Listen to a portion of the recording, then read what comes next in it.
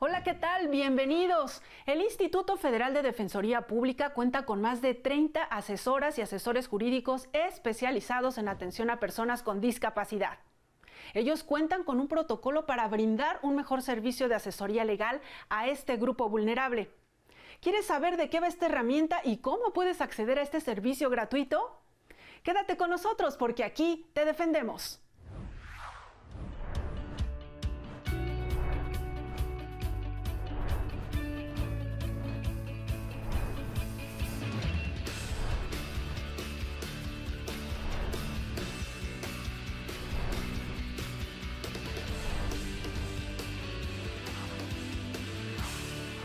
Tan solo en un año, el Instituto Federal de Defensoría Pública atendió a más de 300 personas con discapacidad y para comentar sobre este tema, saludo al licenciado Genaro Madrigal Ríos. Él es jefe de Departamento de Discapacidad en la Unidad de Asesoría Jurídica del Instituto. Genaro, ¿qué tal? ¿Cómo te va? Bienvenido. Hola, muy bien. Muchas gracias por la invitación, Vero. Bien, pues cuéntanos, ¿por qué es importante o por qué era necesario brindar un servicio especializado a las personas que tienen discapacidad? Bueno, hay varios motivos. Desde el punto de vista jurídico es importante tener en cuenta que si bien los derechos humanos tienen estándares generales que aplican a todos los grupos vulnerables, en el caso de discapacidad existen estándares muy específicos, los cuales es importante que el personal que da el servicio a personas con discapacidad tenga la preparación continua y el estudio de estos estándares, tanto desde un aspecto académico como en su aplicación al momento de litigar casos ante el Poder Judicial Es Federal. decir, que no se puede pues brindar, digamos, un servicio de manera general. Se tiene que atender a la situación específica de los usuarios que llegan a solicitar los servicios al instituto, ¿no? Así es, y como señalas, esta situación específica implica que hay una diversidad en discapacidad. Si bien se engloba a todo lo que es la discapacidad en un solo tema, existen distintos tipos de discapacidades y dentro de esos mismos tipos de discapacidades existen necesidades especiales de las personas. Así que también es importante generar esta experiencia desde un punto de vista práctico, no solamente jurídico, para dar un respeto a la dignidad de las personas y adoptar los ajustes y las medidas que sean Y necesarias para atender a todos. para que además de que reciban ese servicio de asesoría legal, pues se sientan cómodos, ¿no? Se sientan incluidos, tomados en cuenta. Y bueno, ahora quiero preguntarte, estas buenas prácticas ya se venían dando. Ustedes como asesores capacitados, especializados para atender a este grupo vulnerable, ya venían haciendo todas estas cosas. Pero ¿cómo surge la idea de plasmarlas y hacer todo un protocolo? ¿Quiénes lo elaboraron? Cuéntanos esta parte. Claro, como dices, sí, ya había una práctica previa derivada de la experiencia que ha habido a lo largo de los 3 años que lleva la especialidad. Sin embargo, era importante plasmarlo en un documento debido a que finalmente esta experiencia y estas buenas prácticas existían a partir de los mismos asesores y asesoras. Así que es importante que preservar estos lineamientos, estas guías y esta experiencia para que pues, en el transcurso normal del tiempo, cuando vaya cambiando el personal, se mantenga un documento oficial en el cual se plasme pues, cuáles son las guías y las directrices que hay que seguir al momento de atender a Para que personas se con sigan discapacidad. aplicando, ¿no? ¿En qué Así se es. basaron? ¿En qué herramientas jurídicas, no sé, tratados internacionales? ¿Qué fue lo que consideraron para darle este enfoque a su propio protocolo? Claro, bueno, el principal instrumento internacional es la Convención de la ONU sobre los derechos de las personas con discapacidad. De ahí es de donde surgen los estándares que actualmente se aplican y que están reconocidos por la Suprema Corte de Justicia de la Nación. Igualmente revisamos varios protocolos, incluyendo el protocolo de la Suprema Corte y también, pues bueno, distintos protocolos de organizaciones de la sociedad civil, tanto en México como internacionales, y se buscó tomar en cuenta la experiencia de los mismos asesores. Hubo un proceso en el cual se consultó a las y los asesores para que a partir de su experiencia identificáramos estas prácticas ¿Y cuál ha sido relevantes. esta experiencia? O sea, ¿cuáles son los retos que enfrenta un asesor jurídico cuando va a atender a una persona que tiene discapacidad? Ponnos un ejemplo así muy sencillo. Claro, de hecho, pues principalmente es la cuestión de cómo acercarse a la persona. poniendo como ejemplo tal vez tres tipos de discapacidad distintas. Llega una persona usuaria de silla de ruedas, una persona sorda y una persona ciega. Las tres, pues bueno, se sigue el mismo procedimiento, se le pide la identificación, se le hace su registro y se le permite que ingrese y que esté en la sala de espera. A la persona que es usuaria de silla de ruedas, pues bueno, se le pueden hacer las indicaciones verbales y simplemente hay que identificar que pues no haya o que haya un espacio en el cual pueda acomodar su silla de ruedas. En el caso de la persona sorda, las indicaciones verbales no sirven, tienen que ser más bien No indicaciones de podrías carácter comunicarte visual. con él de esa manera, ¿no? De la misma manera en que le Así hablaste es. a la otra persona.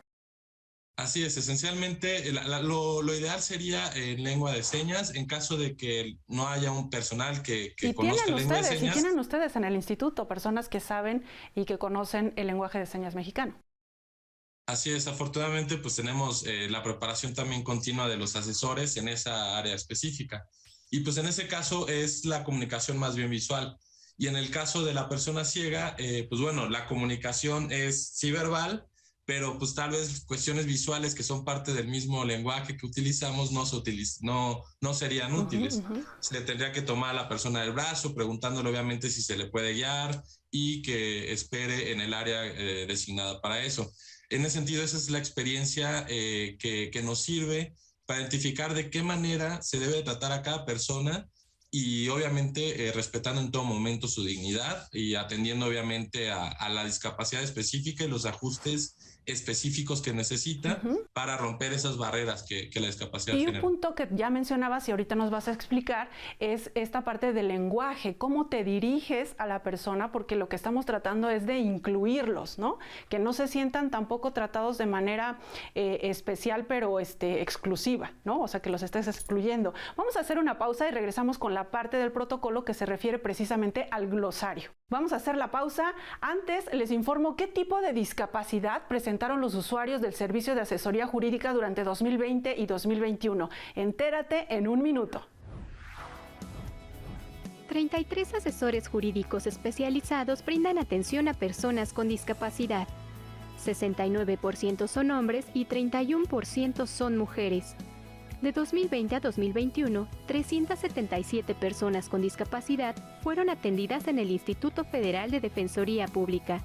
El 61% de ellas presentaron una discapacidad física, 15% discapacidad mental, 14% discapacidad intelectual y 10% discapacidad sensorial. Del total de servicios brindados a personas con discapacidad, 83% fueron de representación, 11% de asesorías y 6% de orientación. La mayoría de estos asuntos corresponden a la materia administrativa. Para ampliar este servicio especializado, 7 asesoras y asesores jurídicos reciben capacitación para aprender lengua de señas mexicana.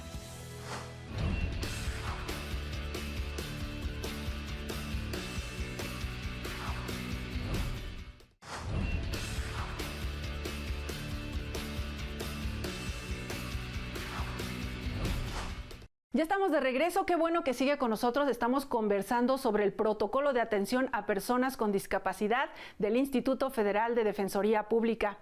Abogado, entonces háblanos de esta parte del protocolo que se refiere al glosario. Digo, es una parte muy importante porque durante mucho tiempo utilizamos términos que no eran adecuados, que en lugar de hacer sentir a la gente parte del entorno, la señalaban, ¿no? O marcaban su discapacidad. Háblanos de esto, del glosario.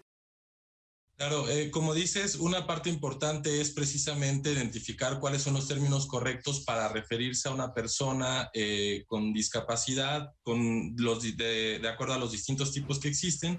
Y también algo importante es identificar que muchos de estos términos derivan de la aplicación de los estándares internacionales mismos. Por ejemplo, ¿qué es la discapacidad?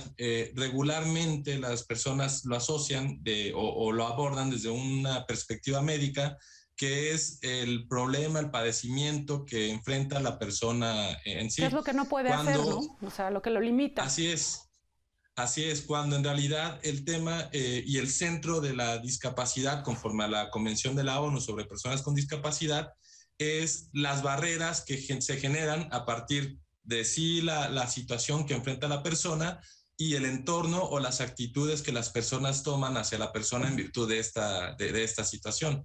Por lo mismo, el definir la discapacidad ya implica también abordar temas sustanciales de los estándares que mencionábamos anteriormente respecto de que hay en materia de discapacidad. ¿Cómo nos podemos dirigir entonces correctamente a las personas que tienen una discapacidad sin hacerlas sentir mal?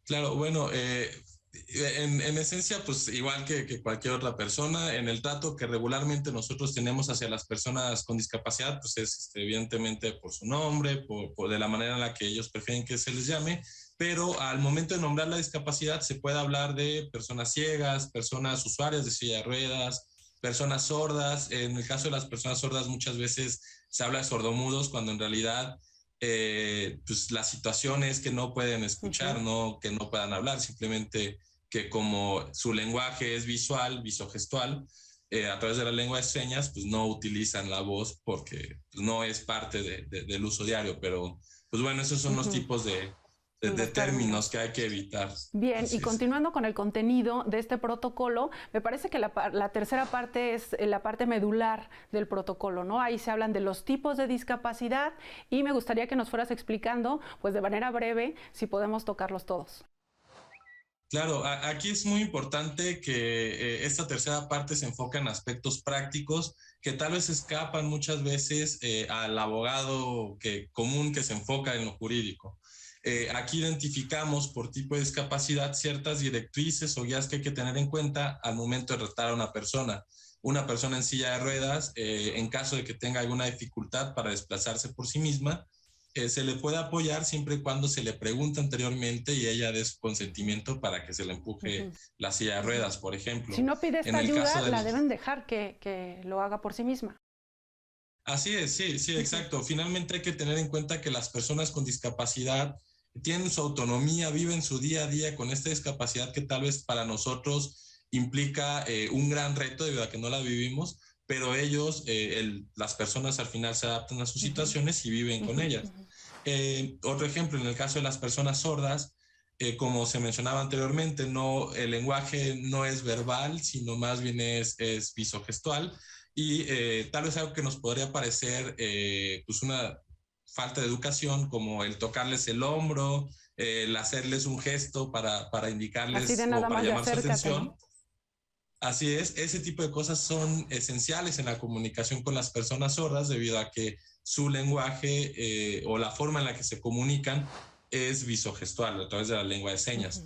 En el caso de las personas ciegas, al igual que con el ejemplo de la persona en silla de ruedas, hay que preguntarles anteriormente si se les guía agarrándolos del brazo o con la mano en la espalda.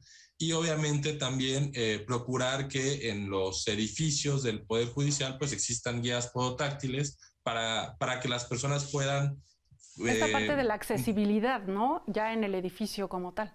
Que sabemos que en los edificios del Poder Judicial de la Federación se ha avanzado muchísimo en esa materia.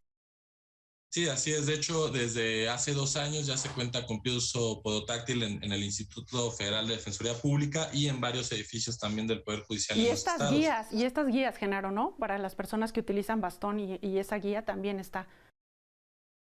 Así es, eso es un apoyo para, sobre todo, que las personas ciegas pues, tengan autonomía en el traslado en el edificio. También el tener la señalética en braille para que identifiquen dónde es recepción, dónde tienen que ir a oficialía de partes, en fin, a las distintas áreas en las cuales nosotros comúnmente nos movemos viendo directamente cuáles son los espacios. Bien, pues vamos a hacer una pausa y de regreso falta que nos comentes otros apartados de este protocolo, también lo que tiene que ver con la jurisprudencia que se incluye en este protocolo y algunas cosas más interesantes. ¿Vamos a la pausa? Y regresamos. Ahora queremos escuchar, antes de ir a la pausa, queremos saber qué opinas sobre los temas que abordamos en este espacio. Así que la pregunta de hoy es, ¿qué habilidades debe tener un abogado para dar asesoría jurídica a personas con discapacidad? Te escuchamos.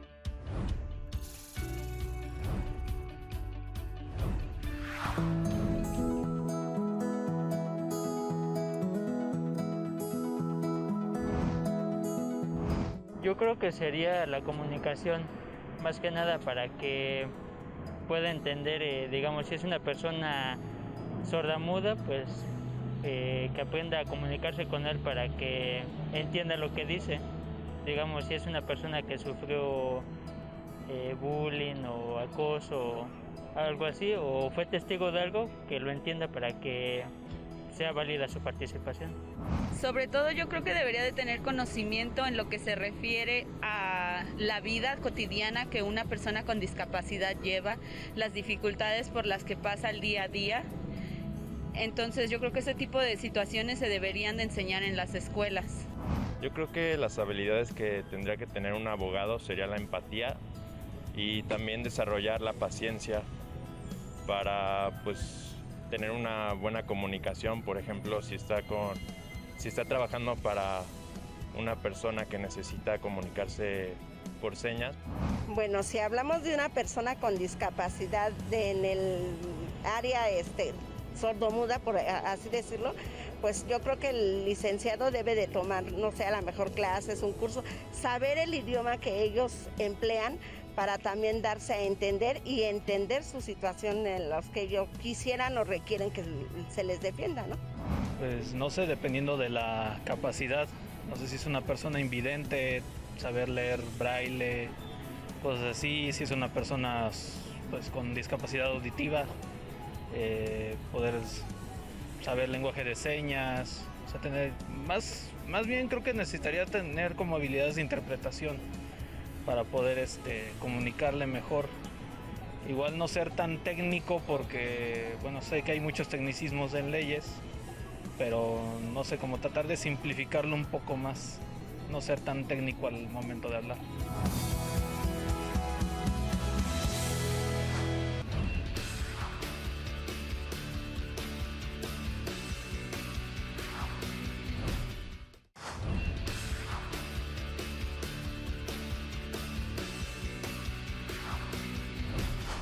Ya estamos en la parte final del programa de hoy.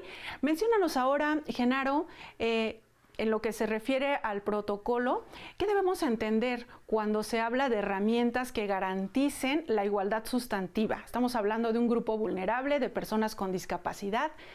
¿Qué pasa en esta materia? Claro, en este apartado abordamos 3 conceptos que son fundamentales en cuanto a los derechos de las personas con discapacidad. Uno es la accesibilidad y los otros 2 son ajustes razonables y ajustes de procedimiento.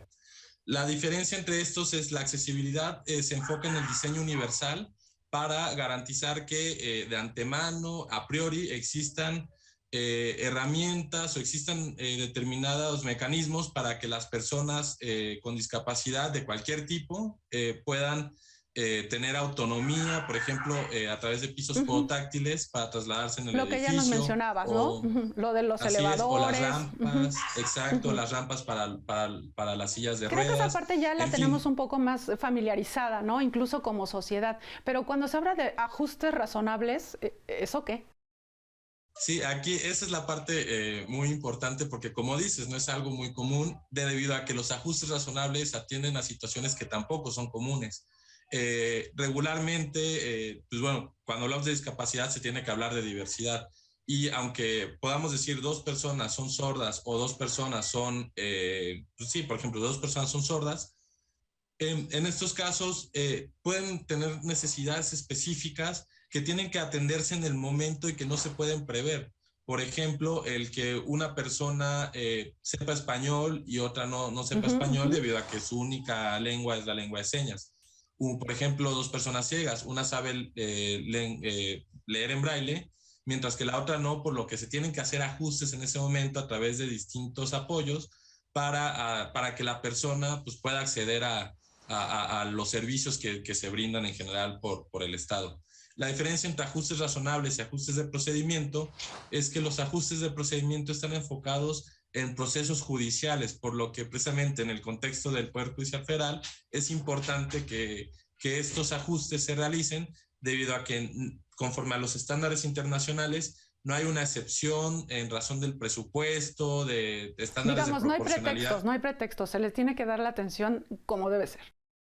Así es, mientras que los ajustes razonables sí tienen que tomarse en cuenta cuestiones presupuestales, cuestiones prácticas. Incluso de personal, ¿no, abogado?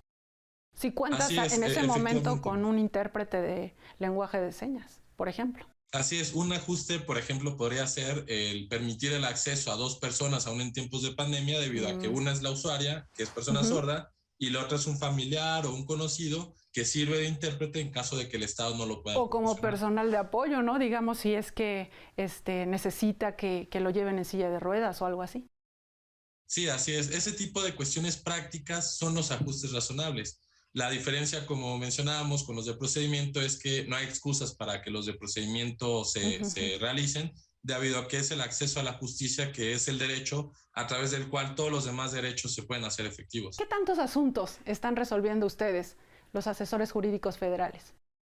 Pues como mencionabas, más de 300 en el último plazo que informamos, ya es una cifra ya acercándose a 400 asuntos, y hemos intentado hacer crecer este número debido a que pues, finalmente la cantidad tal vez es baja debido a que las personas con discapacidad no nos conocen, están acostumbradas desafortunadamente a que asisten a cualquier lugar, puede ser público, privado, y no se les brinda el servicio debido a las discapacidades que tienen. Una persona sorda que va a un banco, pues para la simple comunicación, preguntar en dónde es, decir cuánto dinero va a depositar, nadie sabe. Tiene que hacer exacto, que regularmente pues nadie puede entender. Así que por lo mismo, pues sí, tratamos de hacer este tipo de difusión, por ejemplo, en este programa, salir a asistir a lugares en los que hay personas con discapacidad.